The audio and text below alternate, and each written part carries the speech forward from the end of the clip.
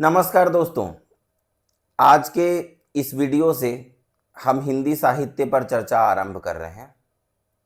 हिंदी साहित्य पर चर्चा करने के इस क्रम में मैं सबसे पहले आपको ये बता दूं कि ये चर्चा उन सभी लोगों के लिए लाभदायक होगी जो किसी न किसी रूप में हिंदी साहित्य से जुड़े हुए हैं। चाहे वो साहित्य के विद्यार्थी हैं, ऑनर्स के अपने सिलेबस में हिंदी पढ़ते हैं, या बीए प्रोग्राम या किसी भी संदर्भ में वो हिंदी साहित्य को पढ़ रहे हैं किसी न किसी रूप में, उन लोगों के लिए। दूसरे वो लोग जो किसी न किसी कॉम्पिटिटिव एग्जाम में हिंदी के लिए तैयारी कर रहे हैं, जैसे यूपीएससी हो गया, पीसीएस हो गया, या और किसी भी एग्जाम में यूजीसी नेट हो गया, हिंदी की उन्हें ज़रूरत है, तो ये साहित्य चर्चा उनके लिए लाभदायक होगी।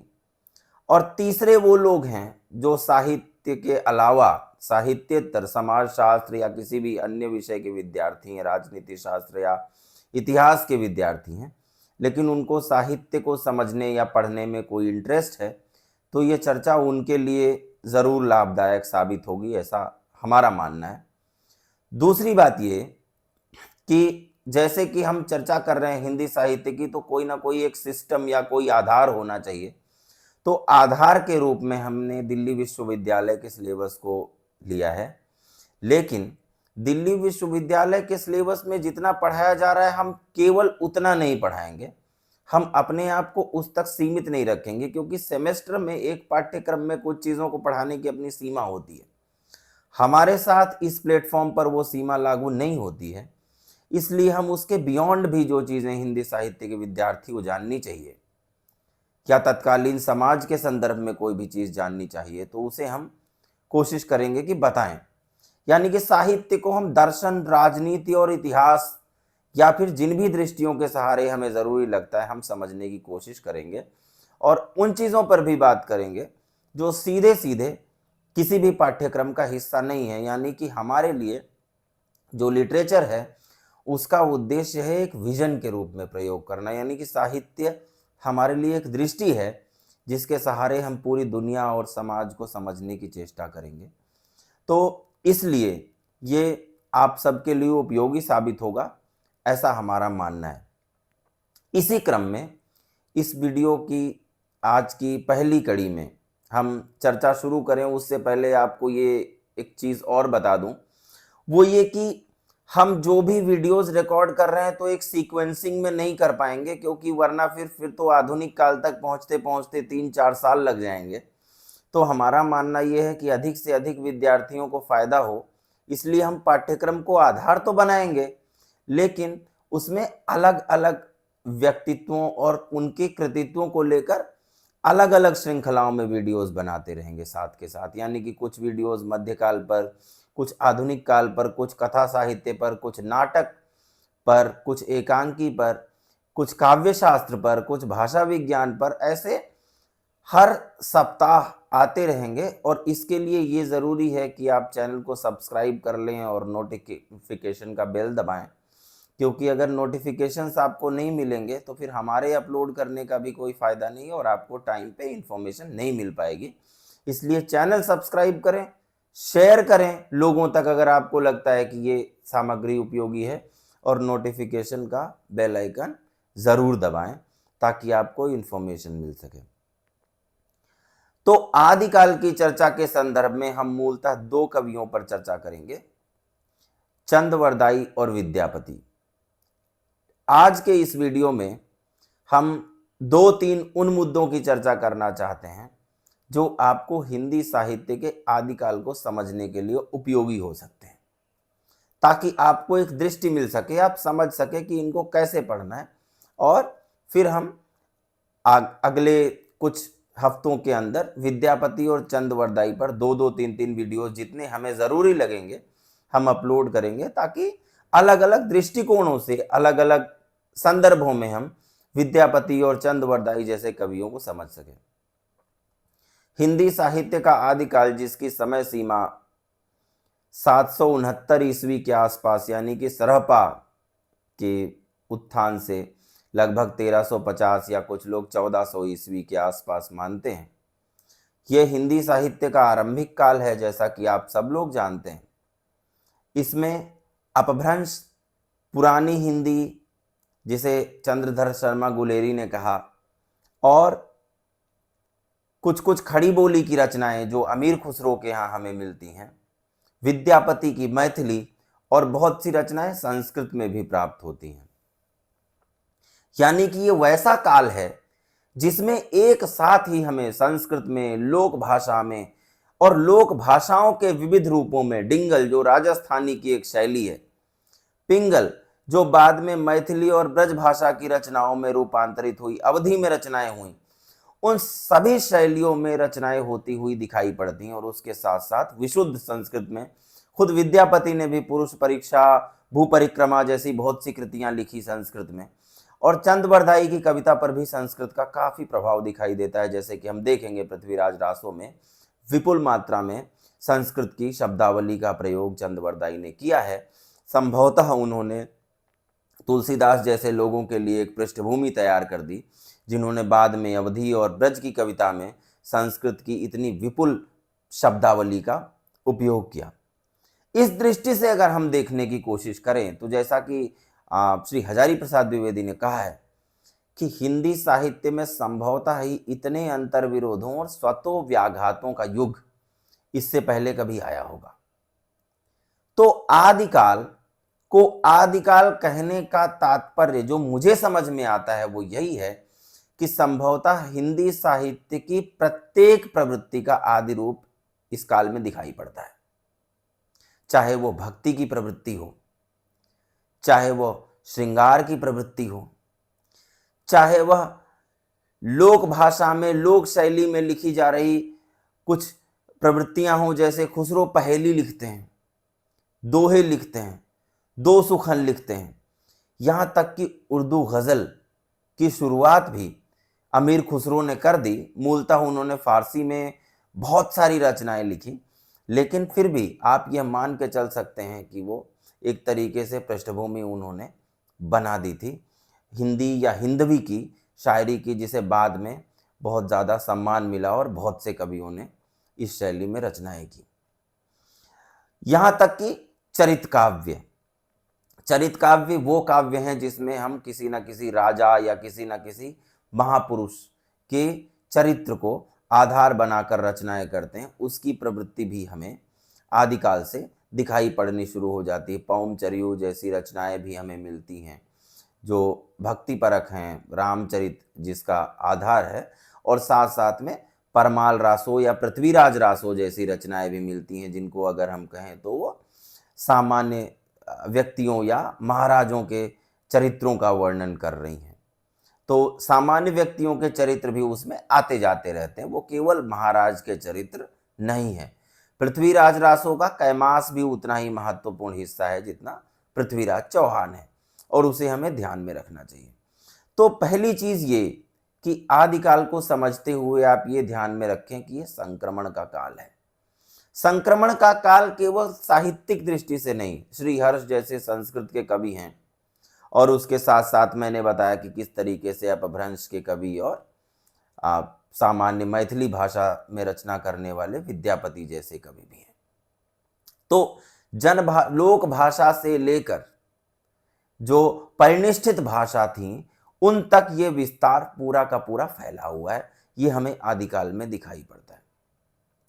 दूसरी चीज ये कि अब हम आदिकाल की थोड़ी सी पृष्ठभूमि की चर्चा करेंगे। यद्यपि विस्तार से हम हिंदी साहित्य के इतिहास पर जब चर्चा करेंगे तो चर्चा करेंगे, लेकिन फिर भी 769 ईस्वी के आसपास का काल अगर आप ऐतिहासिक दृष्टि से देखें तो इसकी शुरुआत रफली होती अरबों के आक्रमणों से। यानी कि 712 ईस्वी में हम सब लोग जानते हैं कि पहला इस्लामिक आक्रमण, पहला अरबों का आक्रमण मोहम्मद बिन कासिम ने भारत पर किया। यानी कि हर्षवर्धन के शासनकाल के बाद का जो काल है, मध्यकाल की जो शुरुआत का काल है, वही आदिकाल का पूरा युग है। और उसके बाद बहुत से आक्रमण हमें दिखाई पड़ते हैं। महमूद गजनबी के बहुत से आक्रमण जो 1000 से 1025 ईस्वी के बीच हुए, और आदिकाल जब अवसान की तरफ बढ़ रहा है, यानी कि 1350 ईस्वी के आसपास तक का काल अगर हम देखें तो दिल्ली सल्तनत का युग चल रहा है, जिसमें गुलाम वंश, खिलजी वंश और तुगलक वंश, यहां तक की यात्रा हमें दिखाई पड़ती है। तो इस तरह हम ये कह सकते हैं कि अरबों के आक्रमण से दिल्ली सल्तनत में लगभग तुगलक वंश के आसपास तक का कालखंड हिंदी साहित्य के आदिकाल का क्षेत्र विस्तार है इतिहास की दृष्टि से।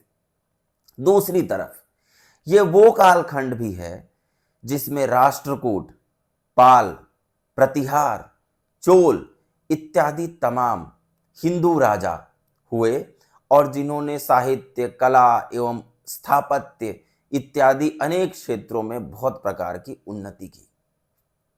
ये वही कालखंड है जिस कालखंड में संस्कृत के कवियों ने बहुत महत्वपूर्ण काव्य शास्त्रीय ग्रंथ लिखे। ये भी एक चीज है जिसे हमें नहीं भूलना चाहिए। तो इस दृष्टि से अगर हम देखें तो इतिहास की दृष्टि से और साहित्य की दृष्टि से ये एक ऐसा कालखंड है जिसमें हमें बहुत प्रकार की प्रवृत्तियां दिखाई पड़ रही हैं। दूसरी तरफ अगर हम ऐतिहासिक दृष्टि की बात ना करें तो स्थापत्य के क्षेत्र में अनेक महत्वपूर्ण कार्य इस दौरान होते हुए दिखाई पड़ते हैं। बड़े महान राजा हुए, चाहे वो चोल वंश हो या फिर पृथ्वीराज चौहान ने जिन चीज़ों का निर्माण करवाया, या फिर गुलाम वंश के दौरान जो कुतुबुद्दीन ऐबक के बाद हम देखते हैं कि इल्तुतमिश के कालखंड में कुतुब मीनार या ऐसी बहुत सारी इमारतों का निर्माण भी हमें होता हुआ दिखाई पड़ता है। तो स्थापत्य की दृष्टि से भी ये कालखंड अत्यंत महत्वपूर्ण कालखंड है। इन सब चीजों का साहित्य पर किसी न किसी रूप में प्रभाव पड़ता है। वहीं दूसरी ओर अगर हम संगीत की दृष्टि से बात करें तो अमीर खुसरो ने एक तरह से हिंदुस्तानी संगीत शैली का आरंभ कर दिया। उसने तबले का आविष्कार किया, गायन की अनेक शैलियों का आविष्कार किया, गजल गायन की एक नई विधा के रूप में सामने आने लगी और बहुत सारे संगीत के क्षेत्र में महान कार्य इस दौरान हमें दिखाई पड़ते हैं, जिनका फायदा होता हुआ, जिनका प्रभाव हमें भक्ति काल में दिखाई पड़ता है। बहुत से रचनाकारों ने जब अपनी रचनाएं की तो उन्होंने यह भी बताया कि उन्हें किस राग में गाया जा सकता है। तो यह सब आदिकाल की ही देन किसी न किसी रूप में मानी जानी चाहिए।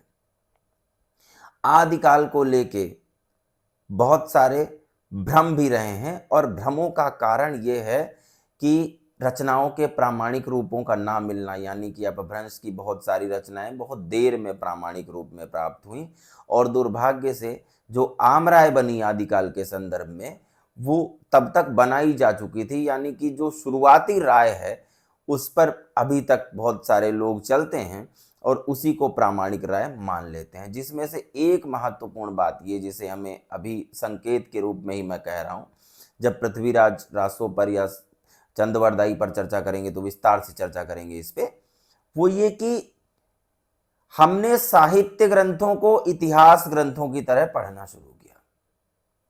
ऐसा करने में कोई बुराई नहीं है, लेकिन साहित्यकार हूबहू इतिहास रचना करे ये जरूरी नहीं है, ऐसा होता भी नहीं। वरना वो इतिहास लिखता, वरना वो साहित्य ना लिखता।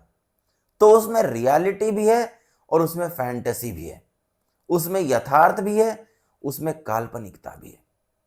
पृथ्वीराज रासो में चंदवरदाई सिर्फ उतना ही नहीं कहता जितना हुआ, वो यह भी कहता है जो हो सकता था और नहीं हो सका। वो ये भी कहता है कि काश ऐसा हुआ होता। इसीलिए वो शब्द भेदी बाण की एक कल्पना करता है। और अंग्रेजी के बहुत सारे विद्वानों ने जब उसे इतिहास सम्मत नहीं पाया तो बहुत सारे लोगों ने उसे मान लिया कि ये साहित्यिक ऐतिहासिक दृष्टि से ठीक नहीं है, इसलिए इन रचनाओं का कोई खास फायदा नहीं है, उन्होंने उनकी उपेक्षा की। ये कृतियां साहित्य की दृष्टि से बहुत महत्वपूर्ण है और इतिहास की दृष्टि से भी इसलिए महत्वपूर्ण है क्योंकि वो जन भावना की व्याख्या करने में बहुत महत्वपूर्ण योगदान देती हैं। तो यदि उस समाज की जन भावनाओं को हमें समझना है तो ये कृतियां महत्वपूर्ण हो सकती हैं।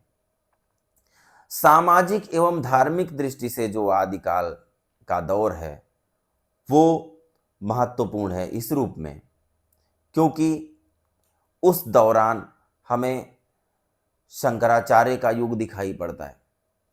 आडंबर और कर्मकांड जब बढ़ने लगे तो शंकराचार्य ने वेदांत का दर्शन लेके धार्मिक सुधार की कोशिश की।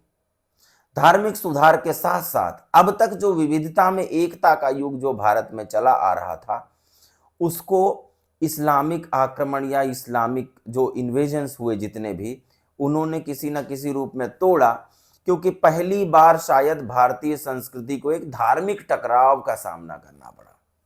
ये यथार्थ है, इससे मुकरा नहीं जा सकता।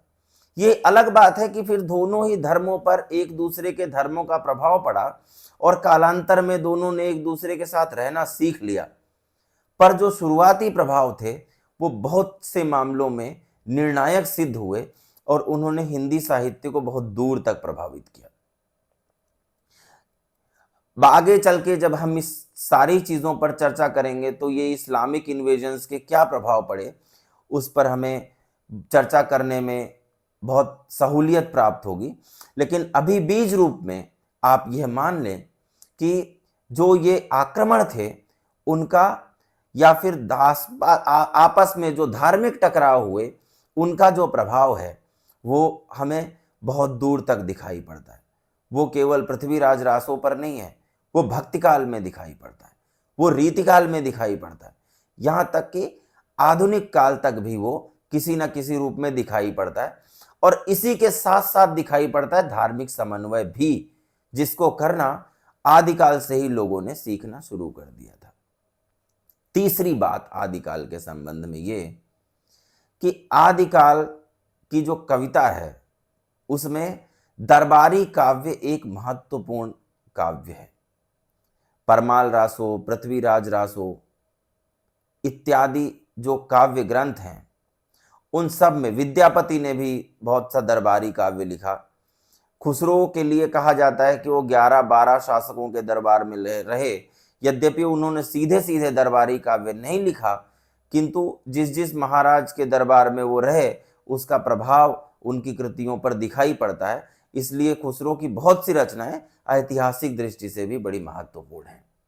फारसी की कुछ रचनाओं में खास तौर से उनकी इस इतिहास दृष्टि को या उनकी जो इतिहास संबंधी मान्यताएं हैं उसको देखा जा सकता है। दरबारी काव्य की विशेषता, एक ये विशेषता होती है कि वो मूलतः अपने राजा के चरित्र गान पे आधारित होती हैं, लेकिन उसके साथ साथ वो समाज को भी कहीं भी नकारने की चेष्टा नहीं करती हैं। समाज उनमें किसी न किसी रूप में जरूर विद्यमान रहता है और इसीलिए वो विशुद्ध दरबार का काव्य नहीं है। दरबारी काव्य होते हुए भी पृथ्वीराज के आसपास का पूरा समाज हमें पृथ्वीराज रासों में दिखाई पड़ता है। परमाल रासों में हमें सामाजिक मान्यताएं दिखाई पड़ती हैं, जैसे कि कौन सा व्यक्ति क्या कर रहा है, जैसे कितने युद्ध हुए, युद्ध महिमा का काव्य बहुत हद तक इस काल में दिखाई पड़ता है। 12 बरस लो कूकर जीवे और 13 लो जिए सियार, बरस 18 क्षत्रिय जीवे आगे जीवन को धिक्कार। क्षत्रिय का कार्य है कि 18 साल तक जीना और 18 साल के बाद भी अगर वह क्षत्रिय जिंदा रहता है, यानी कि अगर वो युद्धों में नहीं गया, तो उसके जीवन को धिक्कार है। और ये परमाल रासों का ही एक महत्वपूर्ण कालखंड है, आलखंड, जिससे आल्हा और ऊदल की कथा इतनी प्रचलित हुई कि वो हमारे लोक साहित्य का हजारों सालों तक हिस्सा बनी रही। अभी भी आप गाँव की तरफ चले जाएं तो बहुत से लोग आल्हा पढ़ते हुए आपको दिखाई पड़ेंगे, वर्षा ऋतु में खास तौर से। तो जगनिक के इस काव्य को उपलब्धि ही माना जाएगा। सिद्धों और नाथों के साहित्य की एक बड़ी परंपरा हमें दिखाई पड़ती है, जो सरहपा से शुरू हुई, और वो सिद्धों और नाथों की ये परंपरा आगे भक्ति काल तक जाती है। यानी कि इनका संबंध हजारी प्रसाद द्विवेदी ने कबीर से सीधे सीधे स्थापित किया। तो इससे सिद्ध होता है सिद्धों और नाथों की इस काव्य परंपरा में जैसे धार्मिक आडंबरों का बड़े पैमाने पर सरहपाद ने खंडन किया। सरहपा लिखते हैं कि अगर नदी नहाने से ही स्वर्ग मिलता है तो सबसे पहले मछलियों को स्वर्ग मिल जाना चाहिए था, क्योंकि वो रहती ही नदी में है। तो इस रूप में अगर हम देखने की कोशिश करें तो जो धार्मिक कर्मकांड हैं, आडंबर हैं, इनसे मुक्ति का काव्य, इनके विरोध का काव्य हमें आदिकाल में दिखाई पड़ता है। इसी के साथ साथ ही जो धार्मिक आडंबर हैं वो भी इस काव्य को बहुत हद तक प्रभावित करते हैं, यानी कि तरह तरह के कर्मकांड, तरह तरह के हठ योग, मत्स्येंद्रनाथ, गोरखनाथ इत्यादि के काव्य को आप देखेंगे तो आपको पता चलेगा कि किस तरीके से गोरखनाथ इन सारी चीज़ों का विरोध करते हुए दिखाई पड़ते हैं आपको, कि ये जो हठ योग की और तमाम परंपराएं हैं, ईश्वर के प्राप्ति के बहुत से मार्ग हमें आदिकाल में दिखाई पड़ने शुरू हो गए, जिसमें से कुछ लोग तो यहाँ तक गए कि उन्होंने पंच मकार को स्वीकार कर लिया, यानी कि ईश्वर प्राप्ति के लिए मांस, मदिरा, मत्स्य, मैथुन और मुद्रा, इनके आधार पर भी आप ईश्वर को प्राप्त कर सकते हैं। तो सारांश ये कि हर एक तरह की प्रवृत्ति हमें आदिकाल में दिखाई पड़नी शुरू हो जाती है, और हिंदी साहित्य के आदिकाल के अध्ययन के लिए इन सभी प्रवृत्तियों के संक्रमण को नकारा नहीं जा सकता, यानी कि ये प्रवृत्तियां आपस में एक दूसरे से घुली मिली हुई हैं और हमें इन्हें इसी रूप में पढ़ना चाहिए, हमें इसी रूप में इनको देखना चाहिए। इसके साथ लोक साहित्य की जो प्रवृत्ति है वो भी हमें दिखाई पड़ती है, जिसमें प्रकृति वर्णन, श्रृंगार वर्णन इत्यादि हमें दिखाई पड़ रही हैं, क्योंकि ये वही कालखंड है जब जयदेव के गीत गोविंदम की जो परंपरा है वो विद्यापति की राधा तक पहुंचती है। जब हम विद्यापति की चर्चा करेंगे तो हम देखेंगे कि किस प्रकार राधा को वो लोक में स्थापित कर देते हैं, और यहाँ तक कि चंदवरदाई जैसे कवियों ने प्रकृति चित्रण के नाम पे षड ऋतु वर्णन को स्वीकार किया। जब वो पृथ्वीराज जाता है अपनी रानियों से विदा मांगने के लिए, तो उस क्रम में जब प्रत्येक रानी उसे एक एक ऋतु रोक लेती है, तो उस दौरान पृथ्वीराज रासों में चंदवरदाई षड ऋतु वर्णन की परंपरा को स्वीकार करते हैं। विद्यापति ने विरह वर्णन के लिए 12 मासा की परंपरा को स्वीकार किया। इसी को अगर हम देखें तो यही आगे चलकर भक्ति काल में जो ये बीज रूप था वो पल्लवित और पुष्पित होता है। तुलसीदास रामचरितमानस में राम के विरह वर्णन के लिए यद्यपि पूर्ण रूप में नहीं लेकिन आंशिक रूप में षड ऋतु वर्णन की परंपरा को स्वीकार करते हैं। जब वो वर्षा ऋतु का विस्तार से वर्णन करते हैं और सुंदरकांड में वर्णन करते हैं, चाहे किष्किंधा कांड में करते हैं, तो वो षड ऋतु वर्णन की ही परंपरा का एक आंशिक रूप दिखाई पड़ता है। वहीं दूसरी ओर जब मलिक मोहम्मद जायसी नागमती का विरह वर्णन करते हैं तो 12 मासा की परंपरा को स्वीकार करते हैं। तो भक्ति काल से रीति काल तक भी यह परंपरा चलती रही, यहाँ तक कि आधुनिक काल में भी कुछ कवियों ने इस दृष्टि से रचनाएं की। तो प्रकृति चित्रण की जो षड ऋतु वर्णन और 12 मासा की परंपरा है वो कालिदास के मेघदूत से लेकर आधुनिक काल तक जब पहुंची तो इसमें भी आदिकाल का एक महत्वपूर्ण योगदान है। तो कुल मिला के इन कुछ दृष्टियों से आप आदिकाल को पढ़ सकते हैं और एक पृष्ठभूमि बना सकते हैं, जिसके आधार पर आपको, चाहे आप चंदवरदाई को पढ़ें या चाहे आप विद्यापति को पढ़ें, आपकी एक सामान्य समझ बनेगी और उसके बाद आप इसको और अधिक विस्तार के साथ पढ़ पाएंगे। हमारा उद्देश्य है आपके दिमाग में एक सामान्य समझ बना देना, ताकि आप ये समझ सकें कि आदिकाल जैसी कविता जो कि दुरूह लगती है, अपभ्रंश की बहुत सी शब्दावली हमें समझ नहीं आती, उसका क्या उपयोग है, उसको हमें आज क्यों पढ़ना चाहिए, तो उसको पढ़ने के लिए कुछ चीज़ें हैं जिनको हमने स्वीकार किया, जिन पर हमने चर्चा करने की कोशिश की। इस क्रम में जब हम चर्चा करेंगे तो अगले वीडियो में मैं चंदवरदाई की चर्चा करूंगा, और चंदवरदाई पर 1-2 वीडियोस में चर्चा करने के बाद फिर हम विद्यापति की चर्चा करेंगे। अगर समय मिला तो अमीर खुसरो पर भी 1-2 वीडियोस हम बनाएंगे, ताकि हिंदी साहित्य के आदिकाल को हम अच्छी तरीके से समझ सकें। अंत में आपसे यही गुजारिश है कि आपको हमारे वीडियोस समय समय पर मिल सकें। इसके लिए अगर वीडियो अच्छा लगे तो उसे लाइक करें, शेयर करें चैनल को और वीडियोस को भी, और बेल आइकन दबाएं ताकि आपको नोटिफिकेशंस समय समय पर मिल सकें। बहुत बहुत धन्यवाद।